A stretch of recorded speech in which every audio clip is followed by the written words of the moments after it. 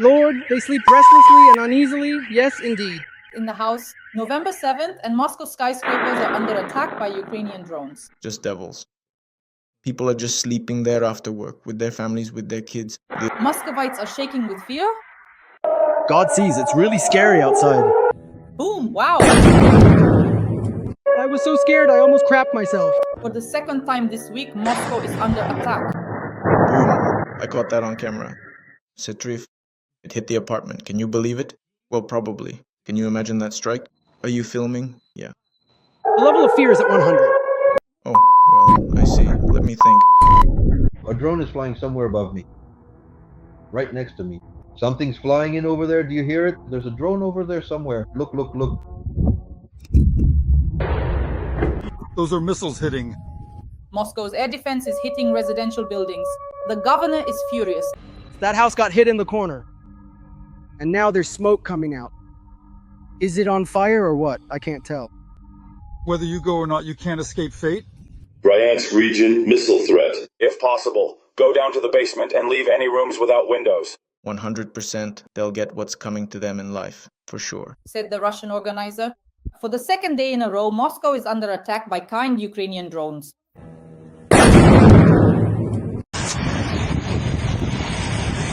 They're just devils. People are sleeping there after work. Families, children. 100% they'll get what's coming to them in life, for sure. These are very rotten actions. This is not how people act, but animals. And now attention. This was said by a Russian. Moscow is under attack, and as you can see, for the first time, there are mobile fire teams near the Kremlin. Putin was evacuated. These are, of course, sensational news.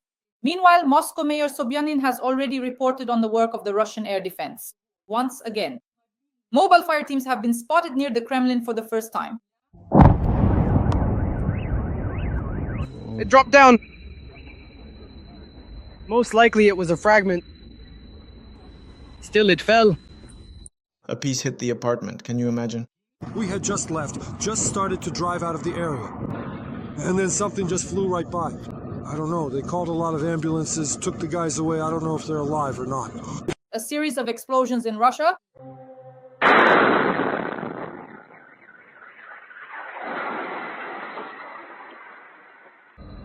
Something hit the corner of that building, and now there's smoke coming out. Is it on fire or what? I can't tell. An empty building. Can you imagine that hit? Are you filming? Yeah. Kyiv in 3 days turned into two guys defending Moscow. It's just shameful and cringeworthy. Arif really caught fire, seriously. We were told to gather our documents. There might be an evacuation. Shells are exploding, the ones that are loaded into planes. It's not clear how they're lying there in such a chaotic way. Basically, they could fly anywhere. No, you... You said the grandmas found it. That's it, we'll take care of it. Karma in action. 100,000 residents of Arctic Sakhalin were left without electricity because of a blast at the power plant. A powerful explosion, either a drone or sabotage. But on the Russian island of Sakhalin, a power plant exploded. A massive blackout occurred.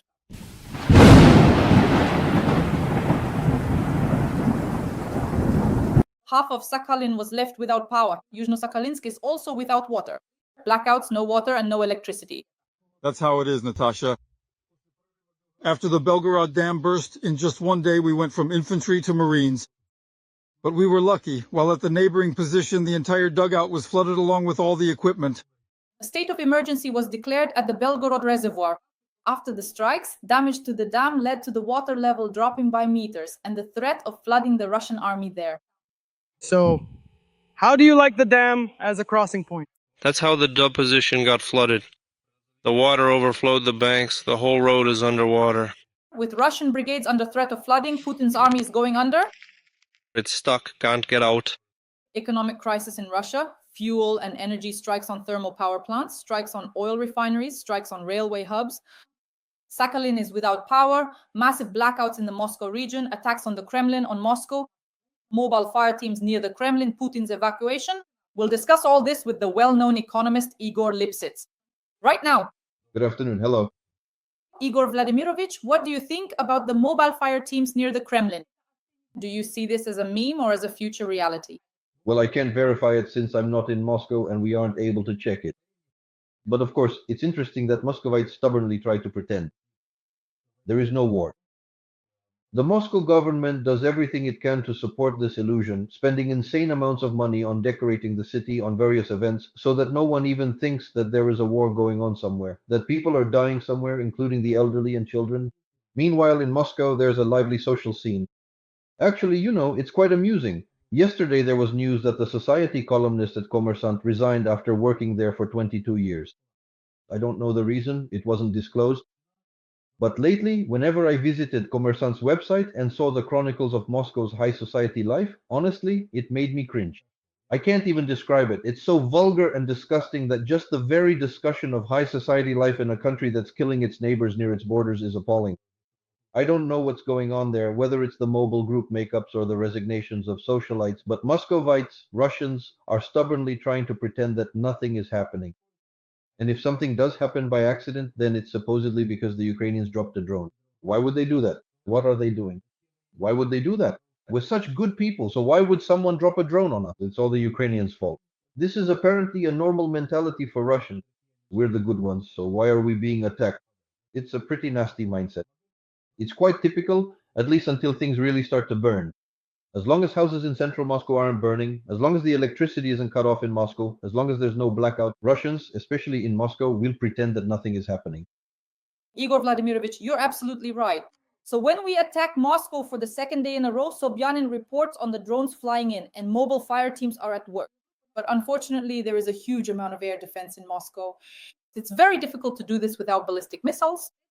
Nevertheless, the thermal power plants in Smolensk, Belgorod, and other regions surrounding Moscow are being attacked.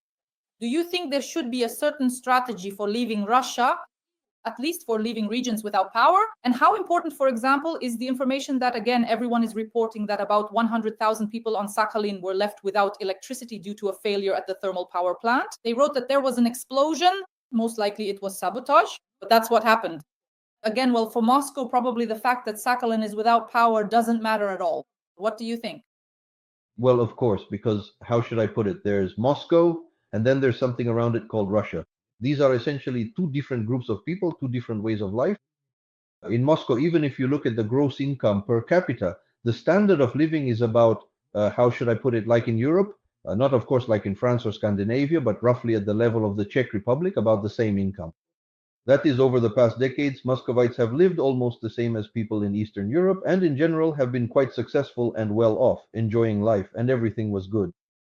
But everything around, of course, was completely different, and now life there is starting to get really bad because the transfers to regional budgets are drying up, there is no money, and the local authorities are in a kind of panic. There, the discussion is either about how to cut spending on education and healthcare, which, believe me, are not exactly the strong points in those regions as it is, or about how to raise taxes on the population. And this in general is also a topic. Today I found it quite amusing. I'm subscribed to a certain Moscow public group. I won't name it, but it's a city-focused group, basically, and, well, there's nothing about the government there yet. But the first news of the day is that preparations are underway to raise electricity prices. Well, what can you do, right? There's no money, and so now they're planning to make significant changes to the electricity payment system. So in Moscow and in Russia, there's a tiered system, meaning there's a certain threshold, a minimum that's paid at the lowest rate. It's actually quite high. Usually it's enough to cover an apartment for a whole month. But now they want to cut this minimum by as much as 3 times. Then everything above this reduced minimum will be charged at a completely different rate. And accordingly, it will hit pretty hard, especially for those who thought they were living like in Eastern Europe, and accordingly designed their interiors the same way as is customary, with stylish solutions, like, heated walls. That was very trendy in Moscow, heated walls. Not just the ceiling, but heated walls, so there wouldn't be any ugly radiators anywhere. In general, all of this looked very beautiful. Plus air conditioners, plus air purification system. Well, there were a lot of beautiful things there, but all of this consumes quite a lot of electricity. And there are even people who build saunas in their city apartments. After all, you have to keep living beautifully. What else do you expect? And all of this runs on electricity, as you can imagine. And now this whole new system is suddenly turning into such insane expenses that no one really expected. Well, how did that happen all of a sudden? In this sense, the Russian energy sector is actually quite a vulnerable topic. It's actually in pretty good condition, but first of all, in a number of Russian regions, there is already a shortage of electricity, and the equipment at power plants is very worn out. The situation here is such that these attacks will probably be even more painful than attacks on oil refineries, because as far as I know, for refineries, they try to import equipment from China.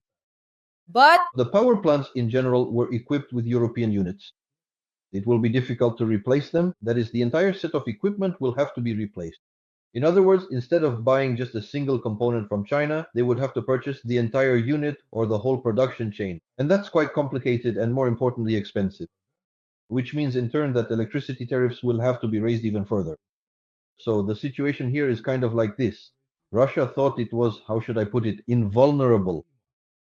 A vast territory. Try to shoot, try to reach it, you'll dry up and die on the way before you get there. But when drones appeared, and now missiles as well, this supposed invulnerability of Russian infrastructure has become an illusion. And we are going to witness some very serious troubles, because I understand that Zelensky was quite serious when he spoke about the possibility of a blockade in Moscow. By the way, Russian public forums have thoroughly worked through this idea, writing that nothing like that is possible, that there are so many backup systems, so a blockade in Moscow is impossible. I don't really believe that, knowing what the technical support system is like in Russia and how much the people in the Russian energy sector have lost their qualifications. I suspect that if there are strikes on the energy sector, Russia will find itself in serious trouble, and most importantly, enterprises will come to a halt, production will decrease, and revenue will fall. And then there will be nothing to collect taxes from. So in this sense, attacks on the energy sector might even be more painful than attacks on oil refineries. Igor Vladimirovich, what is Moscow's energy system like? As I understand it, Ukraine and Russia have different energy supplies. Ours is centralized, theirs is somewhat different. Moscow is one of the very large cities. How many people are there? There are 20 million residents. And how could it even be possible for Moscow to end up without power de facto? You know, there was a blackout in Moscow. I don't know if you know this story or not, but there was a blackout in Moscow in 2005. And it wasn't because some power plant exploded, but rather, well, as they say, I apologize, but that's not my term. There's a wonderful story. Look it up on the internet. I absolutely love it. It's called The Clumsy Idiots. I apologize for such. Well, Dasha, I've made every possible apology. Friends, please like and support Igor Vladimirovich. Give a like in the comments. Write a lecture. That's what the author called it. The story is absolutely wonderful. I adore it and reread it from time to time. So, well, these same clumsy guys, they had a transformer blow up at the substation, the one that connects the different power units, and that triggered a chain reaction, escalating the energy crisis. And there was no one who could come up with a solution. So even back then, in 2005, the specialists' qualifications were so low that they couldn't figure out how to handle it. Later, with hindsight, they realized it could have been easily contained, but they failed, and Moscow was plunged into darkness for almost 2 days. So there was no explosion at the power plant, it was just this small element, and it already became clear that there was no way to transfer electricity from one region to another, or from one part of the city to another. So it's important to understand what this means. Russia is set up in such a way that there are other power systems, but there is still a centralized system for transferring electricity. Therefore, if there are strikes not just on the power plants, but also on the transmission system, on the links in this system, it will become impossible to transfer electricity to Moscow, and the city will end up in a blackout. And that means all Russian banks will immediately go offline because everything goes through Moscow. Moscow is an extremely centralized hub, a place for the entire country. That is, all of Russia is centralized through Moscow. All communications, all operations, all decisions go through Moscow. A blockade in Moscow instantly means a blockade of all economic activity in Russia. It's a terrifying scenario, but it's not protected. Igor Vladimirovich, I think you watched with interest the carnage in Moscow, what was happening in New Moscow. It was connected with representatives of us, minorities, who had come to work, and I was horrified. I mean, I saw those bats, New Moscow bats, they were fighting each other. As I understand it, most likely this is related to economic issues, possibly wages. Igor Vladimirovich, why is this happening? And will such riots and protests occur more often? Such an important incident. No, this isn't the first time, and I think it won't be the last. Usually different groups of labor migrants clash, fighting over some lucrative contract. Basically, someone intercepted someone else. Someone took away a client, people didn't get paid, and people came to Russia, enduring a tough life specifically to earn money. Losing that income immediately makes all the hardship of living in Moscow meaningless, so passions run high right away. That's why, of course, this is by no means the first clash. We've seen this many times before. So all of this is normal for Moscow. It's familiar, and there's nothing surprising about it. The scale will keep growing. Well, that's obvious. They'll start deporting people. That's pretty clear too. Russia is going through a rather strange period right now. On the one hand, there's a strong desire to expel all labor migrants from Russia. That's the position of one part of the Russian power structure. But another part is shouting that more need to be brought in. So on the one hand, they put up certain barriers for people from Central Asia, and on the other hand, they start bringing in Indians en masse. Well, I don't know if that's going to be any better for Russia, but it turns out that without foreign workers, many areas of Russian industry simply can't function. It's not just construction, it's already pretty much everything. Right now, there's this discussion going on. A lot of migrants have been expelled, but winter is coming, and there will be accidents in the utility sector. So who will be digging trenches in the frozen ground?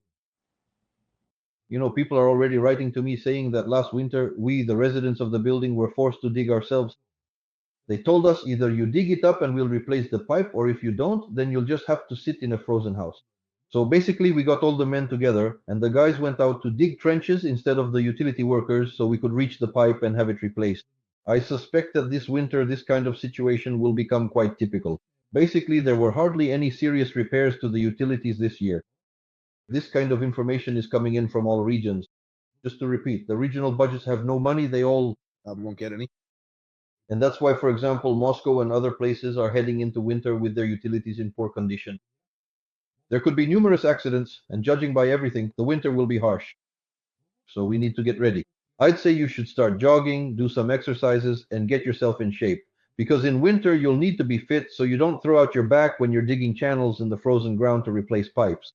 And if you don't dig a second channel, your child might get sick from living in a cold home. Well, what can I say? That's the situation. Igor Vladimirovich, you always work with a young audience. You could even say with youth, since you are a teacher, a lecturer, and that's your mission. From a social perspective, how did you react to some of the protest music movements that began in Russia, St. Petersburg, Nera? So at first, young people were singing anti-war songs. Then there were a series of arrests, police vans, and so on, and he still hasn't been released. As I understand it, after St. Petersburg, there was the Kazan Cathedral, and after that, a wave began. A wave of small musical performances. Flash Vogue, yes. Igor Ilyich, well, of course, it's clear that this can't really be compared, for example, with our protest movements in Ukraine. But still, do you think these are warning signs, or is it not even worth discussing? That's an interesting topic. Do you know why? Because in recent years, sociologists have given us a rather curious picture. The highest proportion of loyalists was actually among the youth. All over the world, young people are usually a kind of revolutionary force, a revolutionary stratum that is always dissatisfied with the authorities and in conflict with them. But here, we were getting information that the youth were, well, how should I put it, rather compromising. They don't want to rebel angrily, they want to fit into the system, build a career, and make a lot of money. And overall, I would say this trend of support was quite noticeable, and the level of support for the authorities among young people was quite high. Nevertheless, it seems they touched on a rather sensitive nerve for the youth. As you know, attitudes toward music vary at different ages. Of course, as you get older, your reaction to it becomes weaker, but youth, as always, is one of the most important triggers. And when they suddenly targeted a youth performance, especially since the performer was a very young girl, just 18 years old, it clearly struck a nerve with young people. And basically, their message is, we have nothing against Putin, but don't touch our idols. I think this is quite an interesting topic. Where this will start, where it will go from here, I don't know. But everything begins with some small acts of resistance. You know, Vladimir Ilyich Lenin turned to revolution after an issue arose with his older brother. He wasn't particularly interested in the fate of the proletariat, but when his brother was essentially punished, he somehow decided that he needed to get involved in the revolution. This ended up being a great misfortune for the Russian Empire. So when you provoke the youth, you can end up with some very unexpected consequences. And in general, I think it was a mistake to go after those young guys, the street singers Stop Time, I think they're called. Yes. Basically, you hit the youth right where they're most sensitive. They may be politically passive, but you touched on the topic of music, and that's a serious matter. Igor Vladimirovich, of course, I can't help but talk to you about sanctions, about the Russian economy, about the military machine. I was talking to Boris Yakovlevich Pinkus at the beginning of the week, and he said to me, "My God, Dasha, the 19th package of sanctions, I'm just furious. I'm furious because they've adopted 19 packages of sanctions and it's done nothing." I'm not an economist. I can't argue with him at such a high level to debate with Boris Pinkus, of course. And I would like to hear your point of view. Are there really certain problems with the 19th package? What I've heard from economists is that 2027, 2029, everything has been extended, especially regarding liquefied natural gas.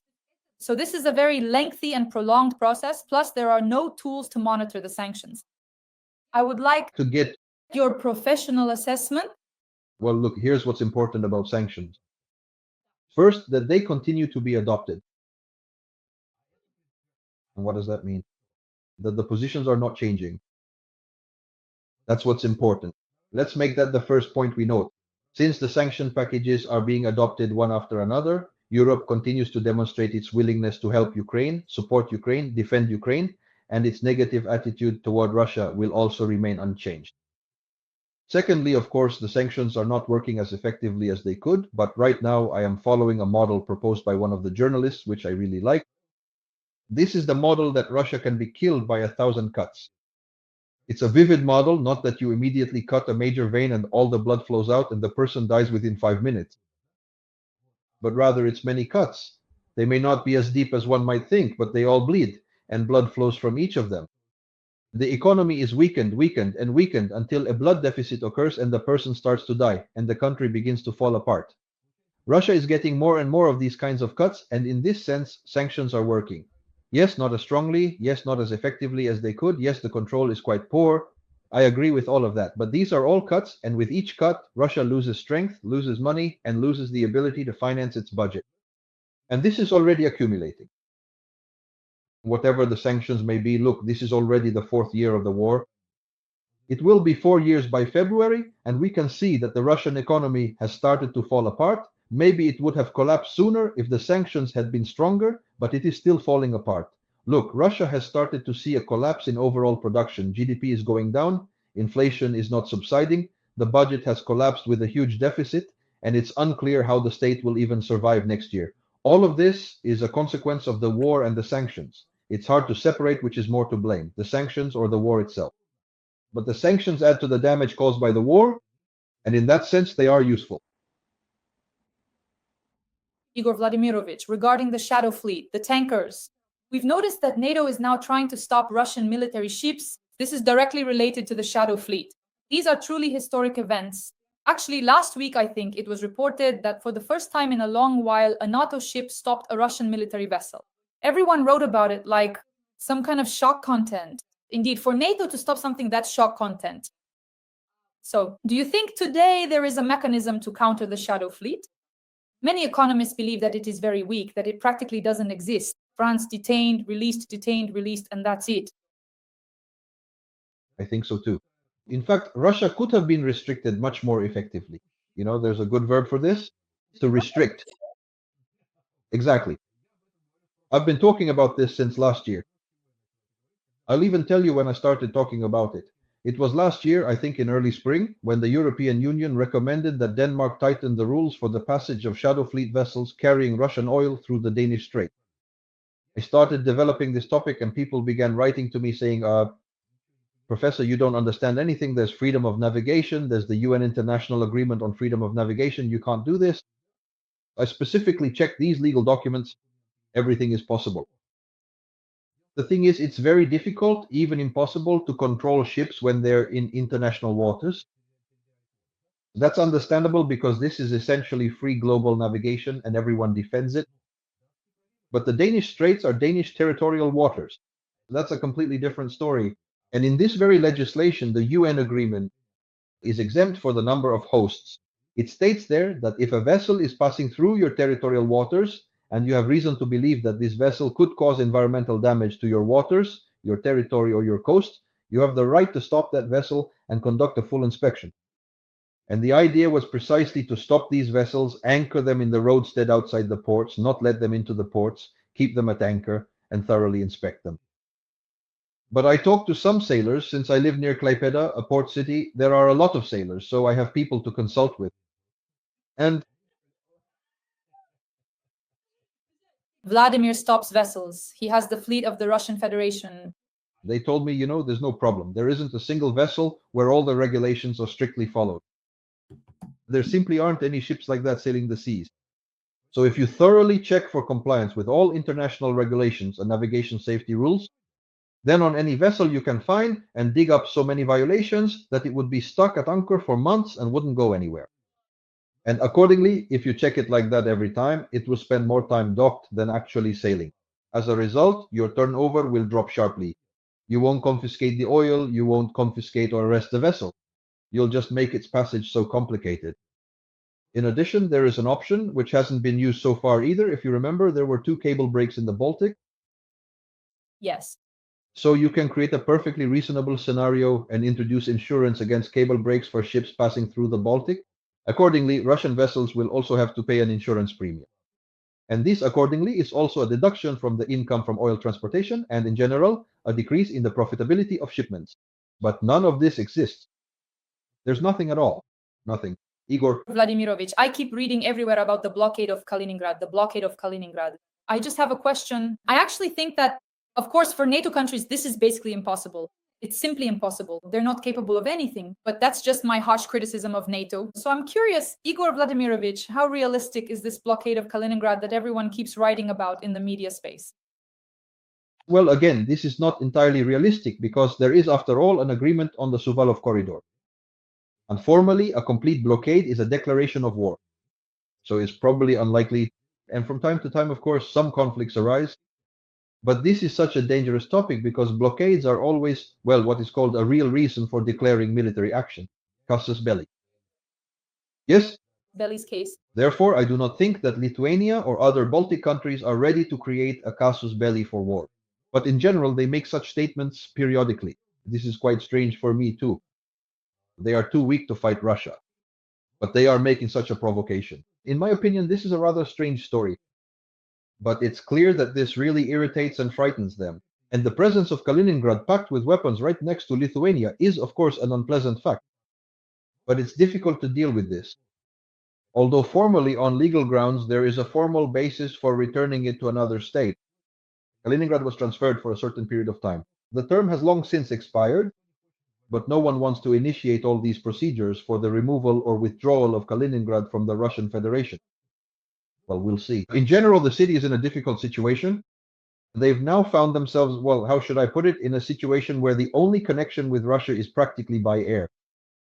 And it's difficult to fly because flying is difficult. For example, my wife flew through Kaliningrad. When you look at the flight route, it's truly breathtaking because the flight goes around all of Europe. That is, they fly over the extraterritorial waters of the Atlantic, over the English Channel, over the North Sea, and then enter the extraterritorial airspace of the Baltic. The situation in Kaliningrad is, of course, complicated. It's an enclave. It is almost completely deprived of any serious land connections except for the Suwałki corridor. Trains, well, there are also complicated problems with trains. So basically, only air transport is available. There was an attempt to launch a ferry from St. Petersburg to Kaliningrad, but I still don't know whether they launched it or not. And it feels like that didn't work out either. So it's kind of a cut-off piece of Russia, rather weakly connected to the main territory and quite problematic, but packed with weapons. Igor Vladimirovich, of course, I can't help but discuss with you our dear Trump Donnie, the King of New York. As we like to say, Trump always checks out. But in this case, I read in the news that he was offered, they put on the table for him, 3 options for sanctions against Russia, and he chose the middle one. Not the harshest, not the weakest. So these are sanctions against Lukoil and Rosneft. It was already reported literally last night that Lukoil will be selling its subsidiaries in Europe. As I understand it, there are serious problems in Germany to the point that even the chancellor, they say, secretly appealed to Trump to somehow resolve the issue. But economists told me at the end of last week, Dasha, all these sanctions have not actually been implemented yet. They might only be introduced in November, and even then, at the end of the month. Igor Vladimirovich, what is happening? Please tell us. Well, the European Union usually imposes sanctions, but with a certain delay. This is because there is always some issue with contracts. Contracts have been signed, the contract must be fulfilled, and then suddenly you make a decision. And in that case, you end up with a contract that can't be fulfilled. And if it can't be fulfilled, then claims can be made against the government for compensation. Losses will be incurred. That's why a certain period is usually given to, so to speak, wrap things up. That's all there is to it. Sometimes that's fine, sometimes it's not so good.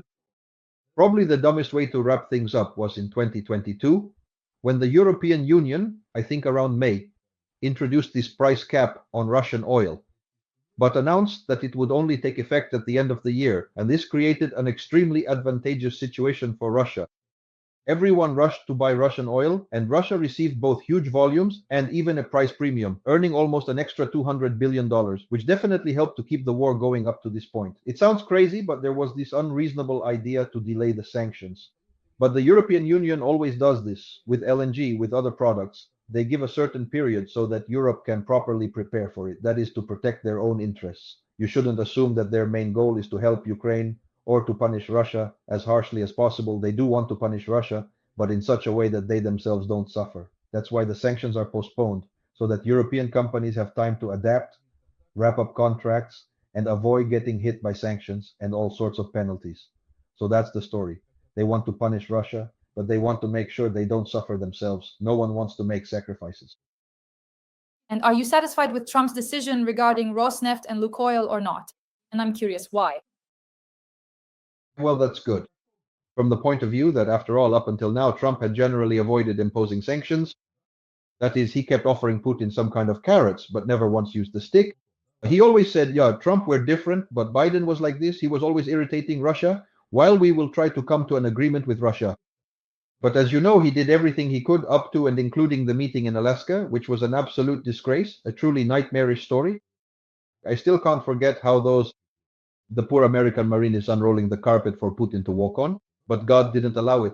In general, he tried to win Putin over with sweet talk. But here, after all, there are sanctions. That means he's run out of options.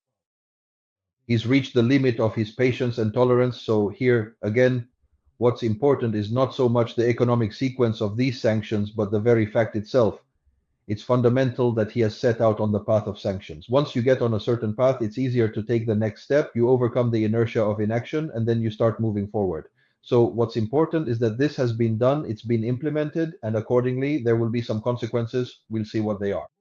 In any case, it's clear that even some major Chinese companies have started reconsidering the possibility of purchasing Euro oil, Lukoil, so as not to fall under American secondary sanctions. So in this sense, there's nothing bad about it, only good. So this is a qualitatively different stage of sanctions against Russia from Trump. Igor Vladimirovich, to wrap up, I'd like to ask you a question. Look, right now, Trump confidently said that Chinese companies have suspended their purchases and that Indian companies have completely stopped state purchases of Russian oil. But everyone says this is disinformation. It's not true. Everyone is buying. Everyone is buying. Nothing has been stopped. Well, Trump, as you know, is quick with his words. For him to say that, he has no filters at all. So he can say anything. But in principle, of course, as we understand, some kind of process has started. It's not moving quickly because everyone is counting their money. Everyone is weighing how profitable it is to maintain relations with Russia and get oil at a discount. And on the other hand, how much they might lose from higher tariffs when trading with the US. As far as I know, there is already some preliminary calculation, and it is not in Russia's favor. That is, India's losses from higher tariffs are significant, and this will lead to very negative situations for small Indian businesses, including those in agriculture, and this in turn will create undesirable socio-political tension, which of course Modi does not need either. Therefore, I think that, of course, there will be some reduction in purchases. I don't know if India will completely stop buying Russian oil, although there is already some information that they are trying to negotiate with Iran about purchasing oil. Well, as far as I know, they even asked Trump to lift some sanctions from Iran so that they could buy oil. But so far, as I understand it, Trump hasn't done that. But in principle, if some kind of loophole opens up, then in general, oil from Iran will easily reach India. As you understand, delivering it is not very difficult. It's not a very long distance. By the way, Iran has long been offering to supply oil to India, and at a price lower than Russian oil. In other words, they are ready to undercut prices. These are very peculiar friends who are quite happy to push Russia out of the Indian market.